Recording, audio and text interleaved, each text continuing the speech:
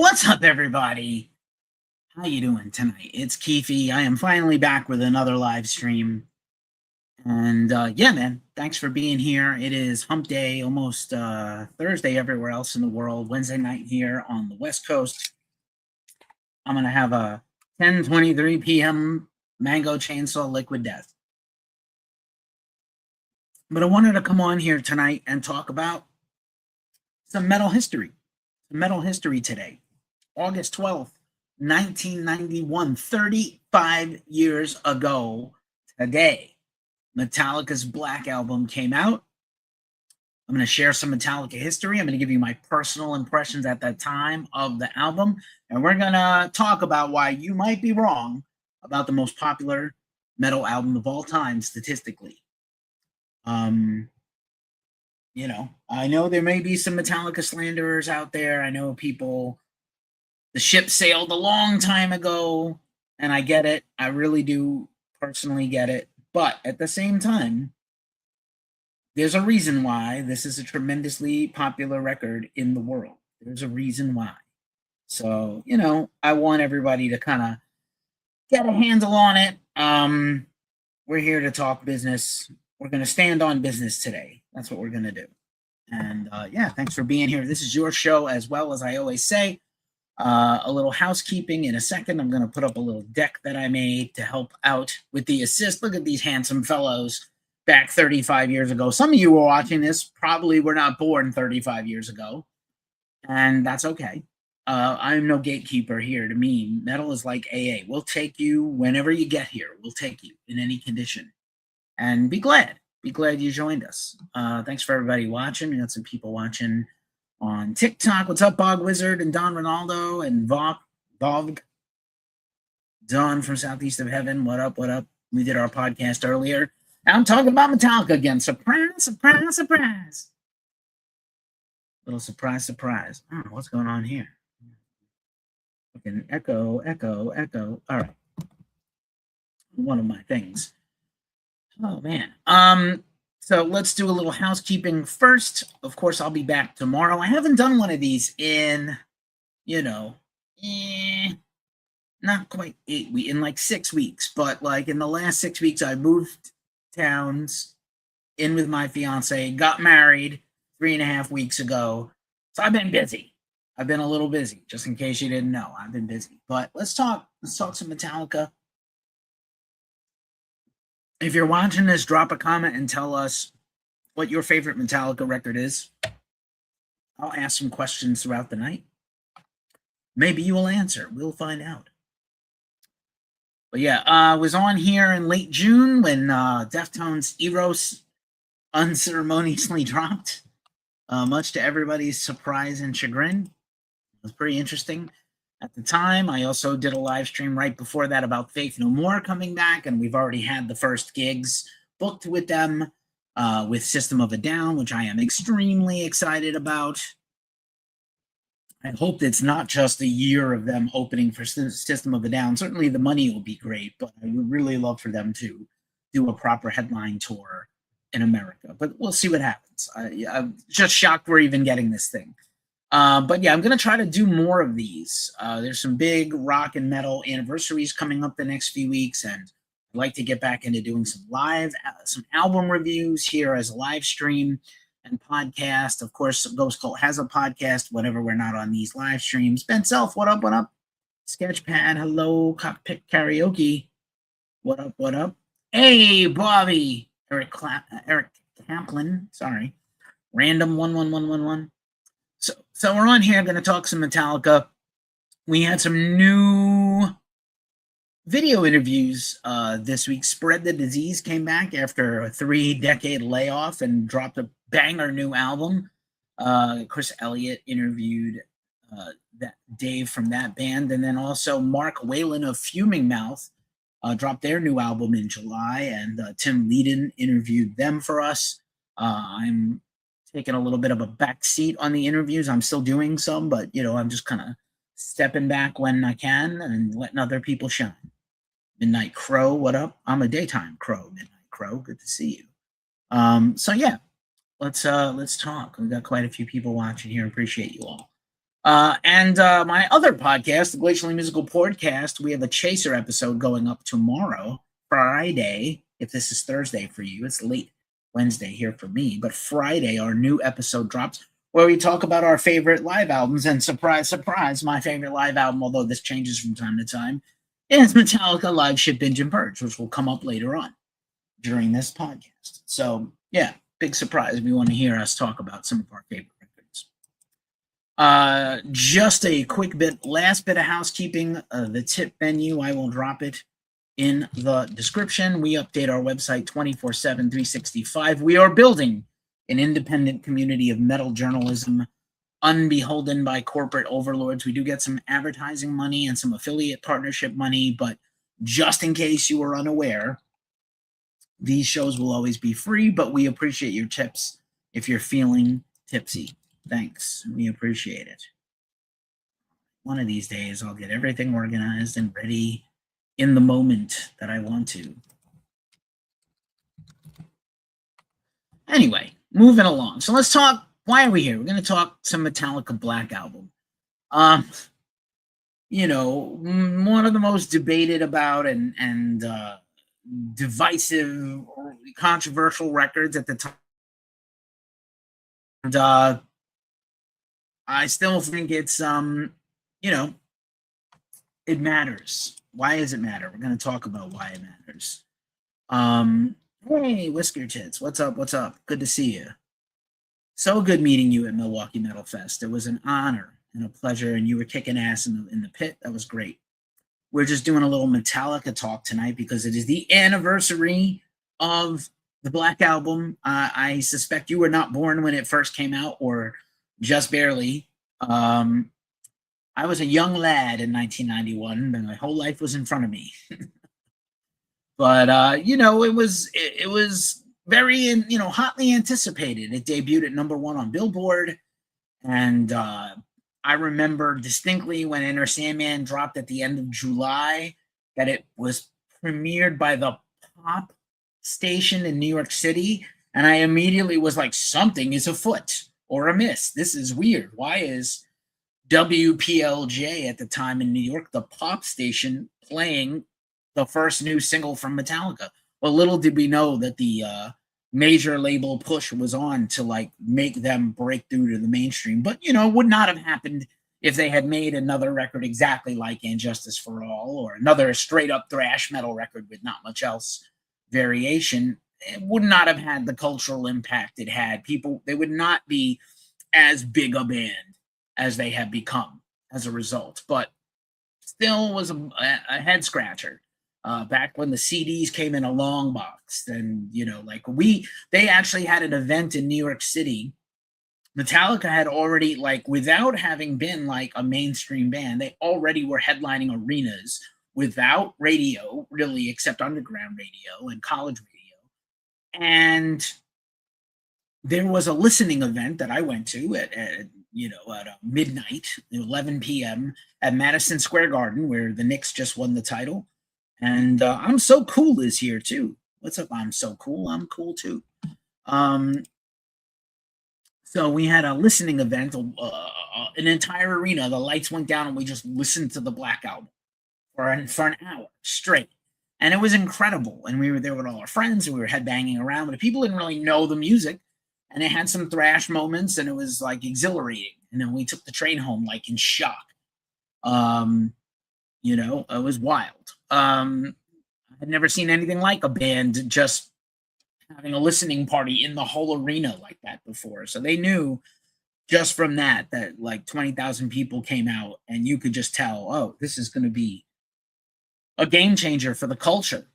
But the Black Album, and you know, so many things to discuss all these years later. But let's do a little by the numbers first and foremost. So I made this little visual aid. Everybody here except y'all on TikTok can see this. Metallica by the numbers. Let's just back it up and do the whole band. I love to do these analysis, and like, this isn't a matter of quality, right? This doesn't talk about quality. This is a comment on just the popularity of Metallica and the Black Album. Founded in 1981, so 45 years ago.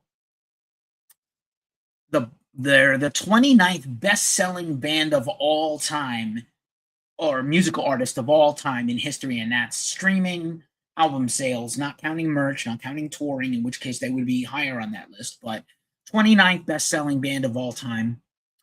155-ish million albums sold, or the equivalent of $150 million of album sales, just album sales. That's not counting individual songs. Back in the iTunes day, people that buy songs from other services or Metallica themselves have one of the biggest sites for streaming and downloading music, ironically. 11 studio albums, obviously countless live albums, EPs, singles, everything else, but this is 11 proper albums, to which the Black Album was their 5th album. 67 million albums sold alone in the US, and almost half of that is just the Black Album, which we're going to talk about. And they have a unique record among all metal bands, which they have the top 5 best-selling metal albums of all time. And number 6 is Black Sabbath Paranoid. So that should tell you the actual staying power of the band and like why they have been such a huge enduring band. Now let's just talk about the Black Album by the numbers. Released August 12th, 1991. Certified 20 times platinum, so 20 million sales by the RIAA. But actually, it's really like if you count all their streaming of just the Black Album, it's 33 million in sales. There's some definite weird woo-woo math going on when it comes to some of this stuff. But anyway, so yeah.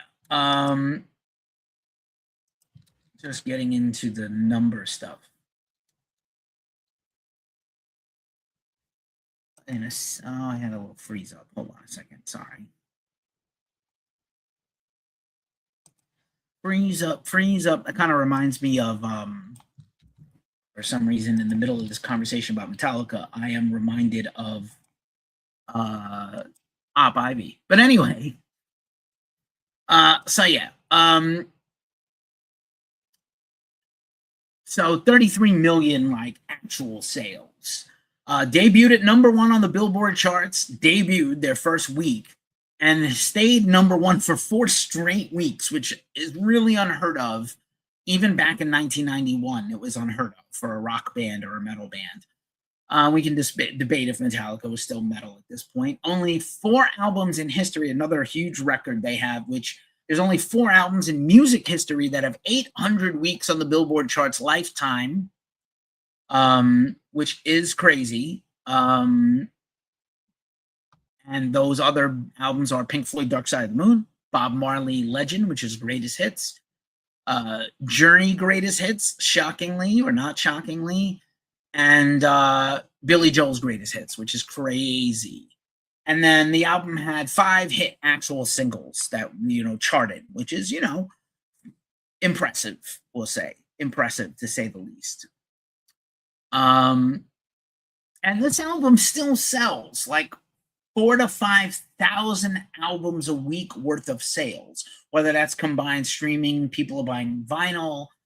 The album is still like a juggernaut album, which is crazy to me. But anyway, yeah, just these fun pictures of Metallica here from back in the day. But yeah, let me just, like, when this record came out and we finally heard the whole thing, because obviously Enter Sandman became a huge hit song, and we listened to the rest of the record, and it definitely was not your older brother's Metallica. It was not the Metallica you grew up loving. It was not strictly a thrash metal record anymore. There's definitely some metal, and there's some heavy metal, and there's some different things going on in the songwriting. There's really only 2 or 3 songs you could say on the whole record that would qualify as thrash. I know it has some softer songs, but Metallica has always had kind of ballads and things like that. And even they used to joke about like how they structured their albums, their first 4 or 5 songs, to be the same every time. But I remember listening to it and being like, well, it's certainly still heavy, but it doesn't sound like old Metallica anymore. And, part of that has to do with Bob Rock, and he insisted that Lars and James, who used to write all the songs, and they still wrote most of the songs, but like he wanted them to record live in the room like a band does. So they did the scratch tracks, James and Lars, and then they really went in and recorded like collectively and really focused on grooves. And let's face it, 1988 Lars is one of the greatest drummers in the world. You may not like him now and Saint Anger and all the things you want to hate about Metallica and Lars personally, but he was one of the greatest drummers in the world back then. Metallica was unquestionably one of the best bands ever at that time for the genre, just for thrash metal or heavy metal or metal in general. And the Black Album is much more rock than anything else. And that's a fact. Like, that's not lost on me or anyone else that it is more of a rock album and more taking risks that they never took before. Unforgiven is a song unlike any other Metallica song. Sabbath True was the first time they tuned down to anything beside beside E or E flat. Every, Sabbath True is straight up tuned to D. And, obviously Nothing Else Matters is on there, which is interesting because it was kind of a demo. I think James really didn't want to put it in Metallica. He was concerned about putting it on a Metallica album, and Lars heard it and it was like, this has to be on the record. We'll make it heavy when it needs to be heavy. So really interesting kind of evolution for those first few songs. Enter Sandman originally had a different type of riff, and Kurt actually wrote that initial riff of Enter Sandman. And it just became a monster, right? It was number one. It sold really well. It was huge out of the gate. They were touring all over the world. They toured with Guns N' Roses the next year. Like insane levels of stuff going on with the band in terms of promotion and becoming huge and commercially viable. I always think about these singles and the order they were released in, which is super interesting. Enter Sandman obviously first released on July 29th, 1991. Unforgiven, really a different song. 3 months later, basically, the album's out already, and it was already kind of like 8 weeks out and a pretty big hit. Maybe 6 or 7 weeks out. Nothing Else Matters third, which was kind of risky back in the spring of 92. So the album's quite, at that point, out 6 months. Wherever I May Roam, kind of a killer track, heavy metal. I know some people hate it. A lot of people love it. Some people tell me it's their favorite Metallica song or their least favorite Metallica song on that album. And then Sabbath True, which is a banger, just a straight up groove banger, kind of similar to The Thing That Should Not Be or Harvester of Sorrow. So a lot more in common with the old school, slower, groovier Metallica songs. But really, this whole album's a different animal, really, than anything they ever did. And it has to do with Bob Rock. It has to do with him, for better or worse. And I know Kurt, as much as people love him and love his solos on And Justice for All, especially one and a few other things, Blackened, he constantly hated the listening back to that record because they spent like 11 months recording that album. And then he had like less than 2 weeks to write and track all his solos. And he was really pissed about he felt he was shrifted in terms of time. And hard songs to create solos to go over, being very like 9-minute epics and progressive metal and different time signatures and stop and start, things that they were known for.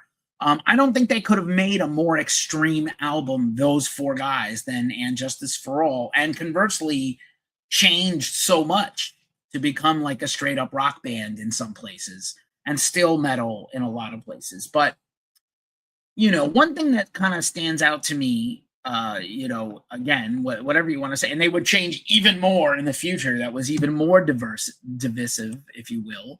But I know that they remixed the record 3 times where Lars and James were kind of like in a, I don't want to say Pink Floyd The Wall kind of arguing type of thing. But they remixed the record 3 times until they were happy with it. And they spent over $1 million making that record. So the fact that it became a hit is kind of crazy, but the fact that now that it was a hit, pretty incredible stuff right out of the gate. So let's just do a little track by track on the Black Album, just to refresh your memory. And let's just, are these songs good? Do they hold up on this album? Would they have made it onto other albums?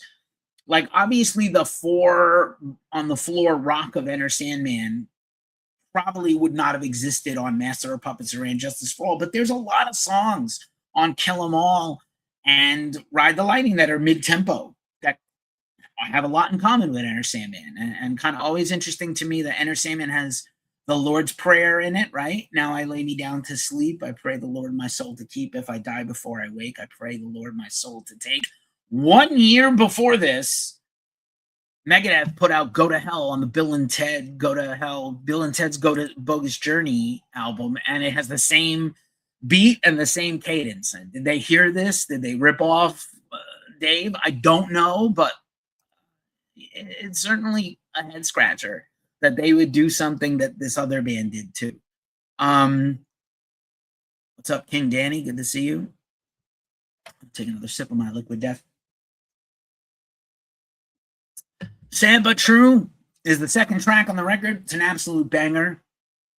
I mean, if you hate Enter Sandman, I can't help you. I also, as a New Yorker and a New York Yankees fan, I got to hear Enter Sandman every game. Because Mariano Rivera, who was not a heavy metal fan, they used to play Enter Sandman as he would come out because he put the other batters to sleep. The strikeout king, the Hall of Fame closer. I know the Yankees just had their Old Timers Day, and Mariano came out for Old Timers Day, which was nice. Sad But True is second, and just a banger. It's just heavy. It's one of the highlights of any Metallica concert. Just phenomenal. I don't know anybody that doesn't at least like this song.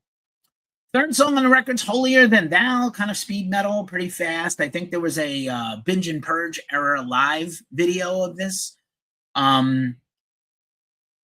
Great anti-religion lyrics, very similar to And Justice for All in places and Master of Puppets. Is it the most remarkable thrash metal song Metallica's ever made? No. Is it a solid to good song? Definitely. And great to hear that vitriol and that speed after kind of Enter Sandman and Sad But True.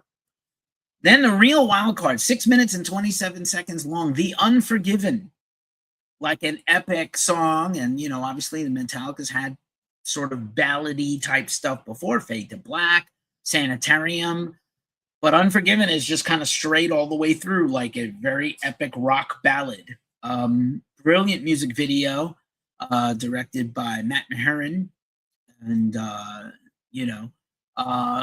a huge hit song, when really a surprise as the second single of the album. Third song on the album, Wherever I May Roam. I know I had a band at one time in the 90s where we rehearsed with this song every week to warm up, because it was a very easy and good song to warm up to. I know my co-host on the Glacial Musical Podcast, Nick Cameron, does not like Wherever I May Roam, but it's a pretty killer song, and it kind of about Metallica and the great video of them on tour and intercut with live footage. I still think this is a banger song, but you tell me.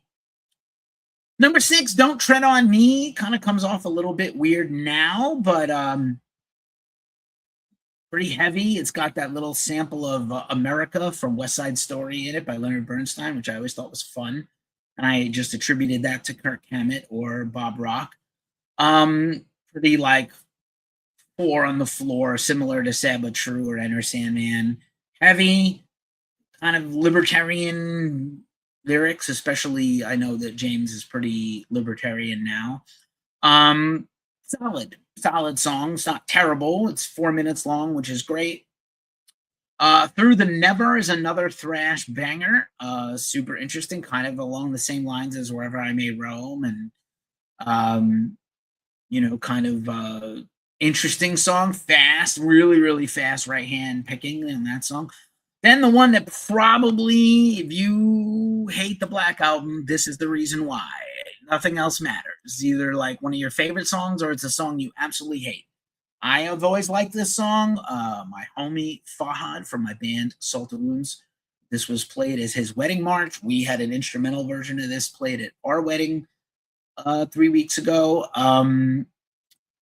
Great song. And again, James was initially concerned that this wasn't good enough to be a Metallica song. Maybe it should not have been a Metallica song. There's definitely a whole bunch of stuff on Load and Reload I don't think should have even ever been Metallica songs, to be honest with you. But okay, fine.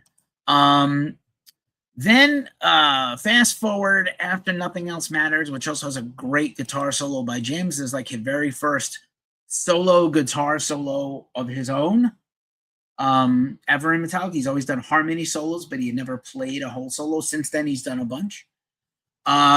Of Wolf and Man is the 9th track on this record. Albums are a lot shorter today, but even Metallica's. But Of Wolf and Man, very heavy and groovy, and James gets into character and, kind of turns into a werewolf. And, what an interesting song all the way through. Then number 10, The God That Failed. This is, I think, one of the least played Metallica songs live. I have seen it live. I saw them do the Black Album twice, once front to back and another time in reverse order. So I have heard The God That Failed live. I think it's a killer song, kind of going back to James's religious upbringing as his family were Christian Scientists, kind of wild. Solid song. Is it spectacular? No, it's pretty heavy and plotting, but great riffs and pretty good performance by James. A song that is a fan favorite, My Friend of Misery, co-written by Jason Newsted, his only co-write on the Black Album, but originally intended to be an instrumental that Jason conceived, and then they came up with an idea to kind of give it a chorus and put lyrics to it. Great bass song, great song in general. Long though, like almost 7 minutes. It's like a last little vestige of And Justice for All hanging on to the Black Album. And then finally, The Struggle Within, which is sort of very interesting to talk about mental illness and mental health, a frequent topic of Metallica songs. And Struggle Within is like the one song on the Black Album. It's good. I don't miss hearing it if I never hear it, but I've heard it a few times this week and I liked it. So yeah, I mean, does this album hold up? Surely. It holds up for me, but also, is it comparable to Master of Puppets? Is it comparable to And Justice for All? Is it comparable to Ride the Lightning? Ride the Lightning is still my favorite Metallica album. Kill 'Em All still has a whole bunch of bangers and helped create the genre, really. I can see that if you felt betrayed by the change of the Black Album, you definitely got off the train and didn't come back. But so many people have got on the train with this album and then gone back to listen to the rest of the catalog. I think that's really, admirable and something to consider. Also pretty interesting in terms of sales, the best-selling Metallica albums, interestingly enough, there's a really cool list that I got here, and this is Metallica's best-selling records ever. Like, the Black Album is way, way ahead in terms of total record sales. So, just again, is sales a metric of whether something is good? No, because a lot of people know dick about music, and sometimes shitty music becomes popular and it sells. But the Black Album is their biggest selling record by at least a factor of 2 over And Justice for All with 16.3 million records. I would have thought Master of Puppets by now would have surpassed it. It may someday. Master of Puppets is third with 14.6 million global. Ride the Lightning is fourth at 12.3 million. Somehow Load is next with 11.7 million. Kill 'Em All is just under Load, so that kind of tells you about your generational fans. Kill 'Em All's got almost 9 million sales. Reload is next with 8.5 million sales, followed by Saint Anger, Death Magnetic, Hardwired, and 72 Seasons as their lowest selling record, but again, it's in the streaming era, and so just maybe not as, people we're not buying Metallica records as much anymore. And, again, Metallica toured for 4 straight years on this record. It's almost unheard of, 3.5 straight years touring. And then obviously put out this bad boy, Live Shit, Binge and Purge. I did have the big crate style box set with the VHS tapes. I bought it the day of. It was one of the most expensive things at the time in my life I had ever bought with my own money. Followed by a ticket to see Metallica at Woodstock 94, which was incredible. And I saw them at Woodstock 99. We have videos on that if you want to see them. I'll link them because Metallica factors into that story. And, again, it still sells 4,000 to 5,000 albums a week. During the pandemic, it was selling 6,000 records a week, still, vinyl records. It's still finding new fans to discover the record. 3 of these songs are in the Billions Club. I mean, it's kind of hard to believe, but true. Sad but true. Yo. And there's still a record that's talked about online, like a great deal. There was a thread on Reddit recently called this is really great. It was called The Butchered Visual Identity of the Black Album, if you want to search this on Reddit. And I went down a whole rabbit hole in this thread about like how they keep changing it. This was the original white snake on the long box with like a little black on black Metallica. There have been many black albums, Metallica. Spinal Tap famously had a black album. Of course, Prince's black album was a masterpiece, an early gangster rap album by Prince. There's a few other bands that have had an all black album. But yeah, they keep changing the visual identity of the album.